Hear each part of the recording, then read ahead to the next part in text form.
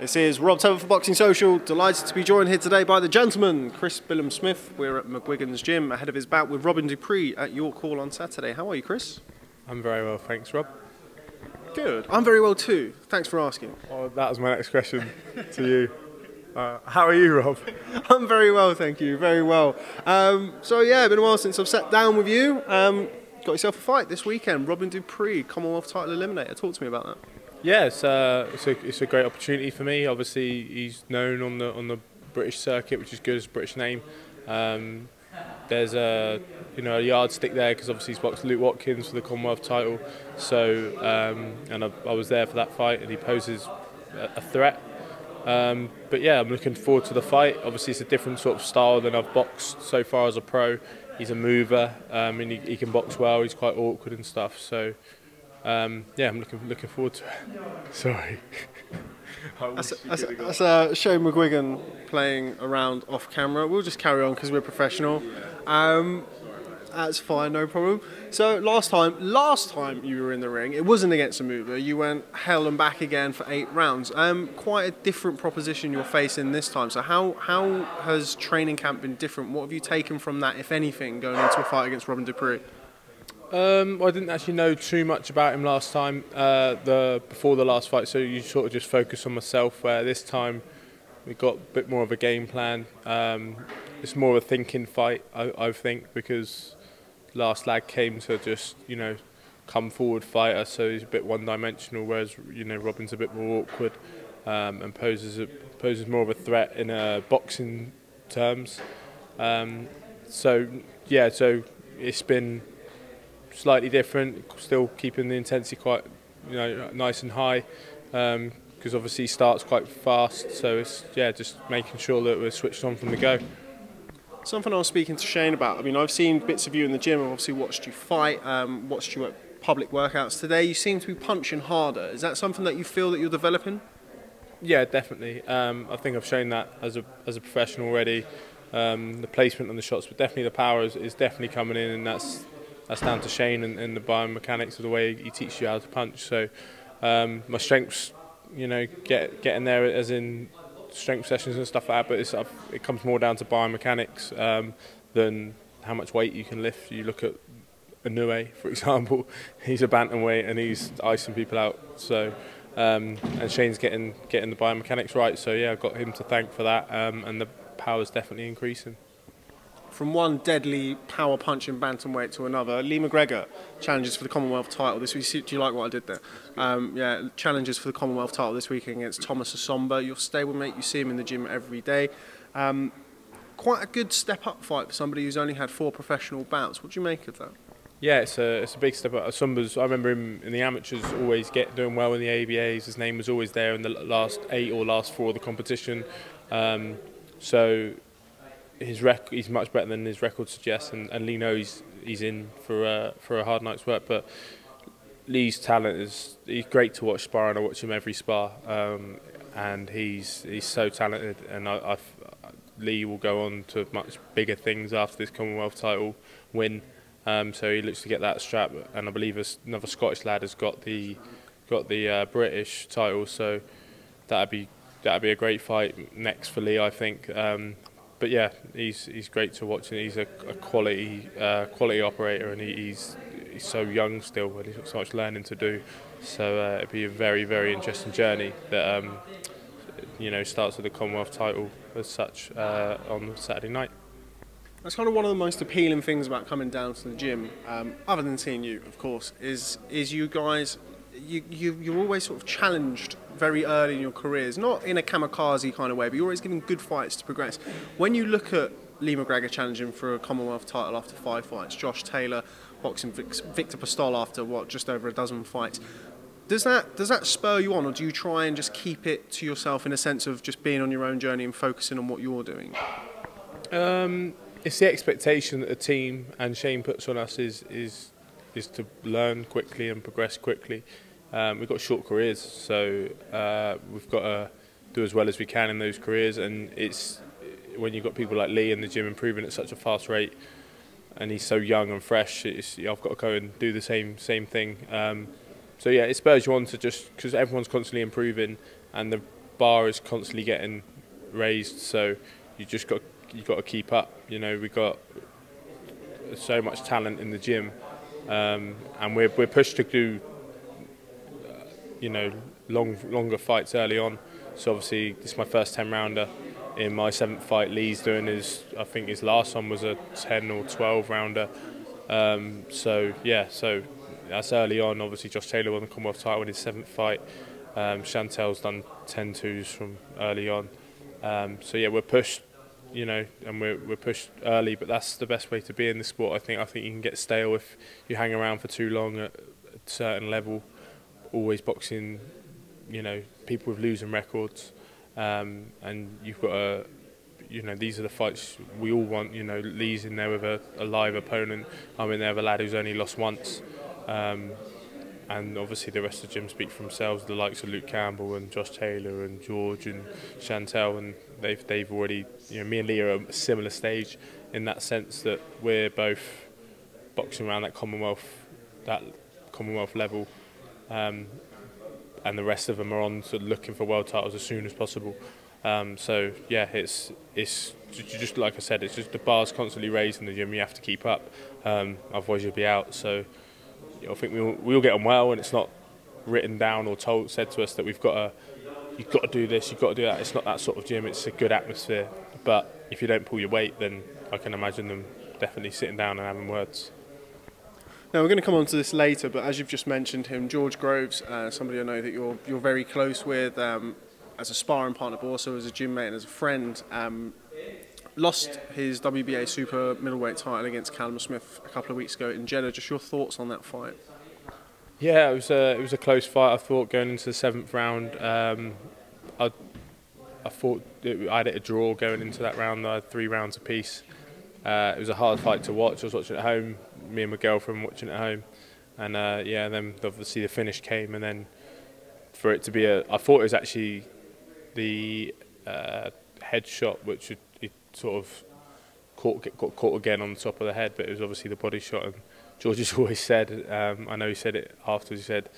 He said like he's never been hurt with a body shot, so it must have been some shot. I've hit George with plenty of decent body shots in sparring, and it takes some shot to hurt him with it, and let alone put him over and out of the fight. So it must have been some shot. But yeah, the fight, I think George, it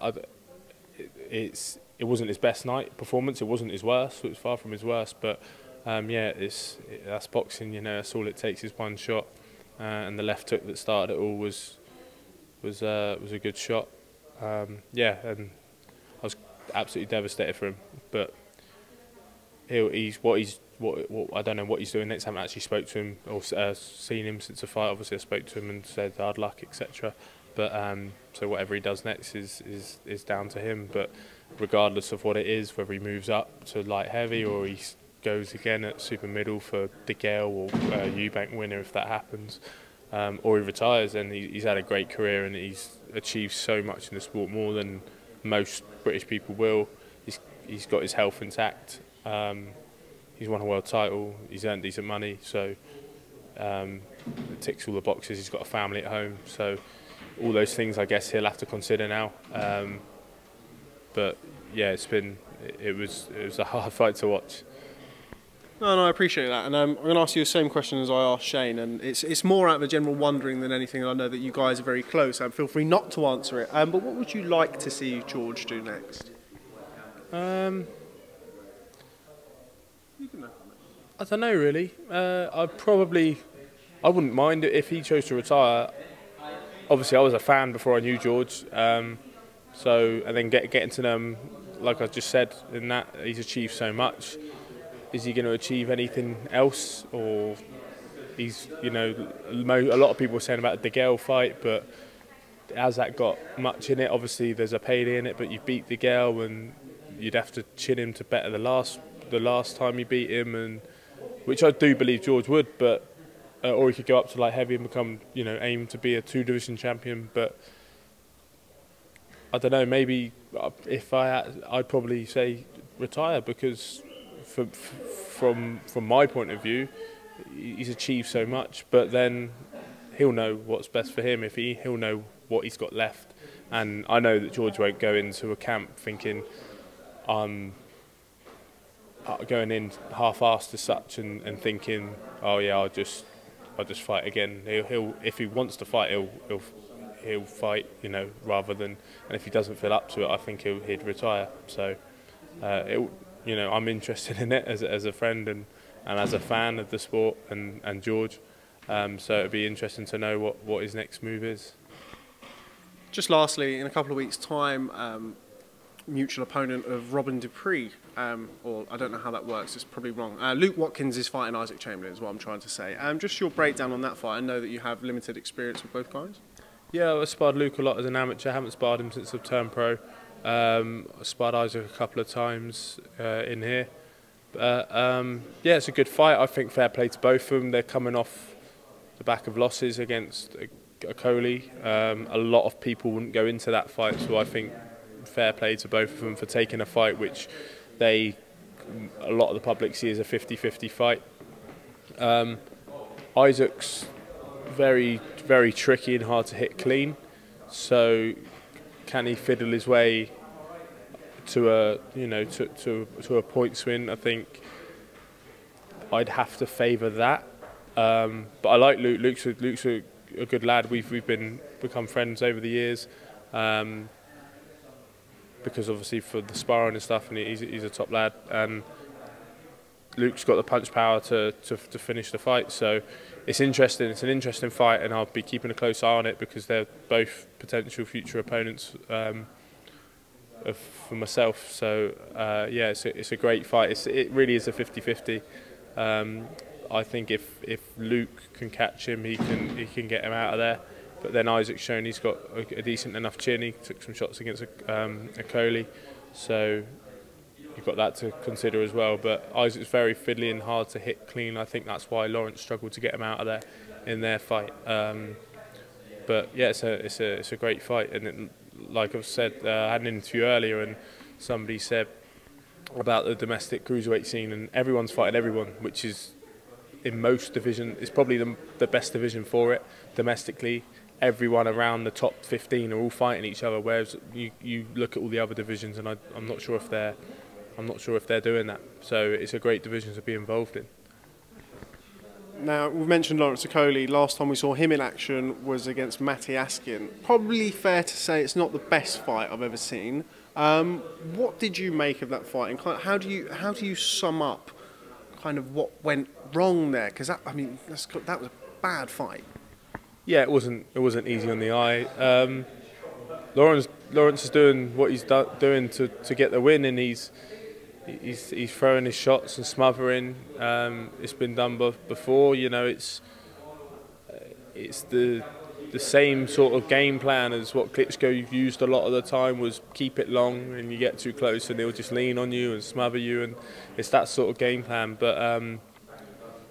But yeah, it's hard to watch, and I think that Lawrence has even said that himself. He watched it back and he struggled to watch it. I heard someone told me that he tweeted something about it and said it was a struggle to watch. So that's him off his own back. So I was actually at a wedding and had the phone propped up on the table, keeping an eye on it. And then obviously Luke Campbell was on after, so I had to disappear for half an hour and go and watch that fight.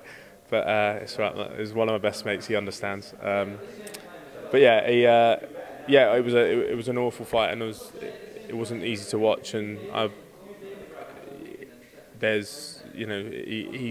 he nullifies everyone's game plans. He's nullified their game plan and stopped them from doing any efficient work, which, you know, in a way he's got the wins, he's unbeaten, he's got a British title, so you say fair play to him, because people who are boxing him or are going to box him have got to figure out a way to get around that and not let him nullify you. Well, I won't be so brazen as to ask you what your game plan is, because you should be thinking about Robin Dupree and Robin Dupree only. Just lastly, Bournemouth are doing very well. Didn't get the result against Chelsea, but we won't go there. It must make you feel good. Does that give you a little bit of an extra pep in your step? I know it's something that you're a big Bournemouth fan. You train in your Bournemouth FC clothes. I mean, does that give you a little bit of boost in your training? Yeah, I mean we're doing great. I actually went down to the club last Wednesday They had me down. They met some of the players and Eddie Howe, the manager, and stuff. So that was great.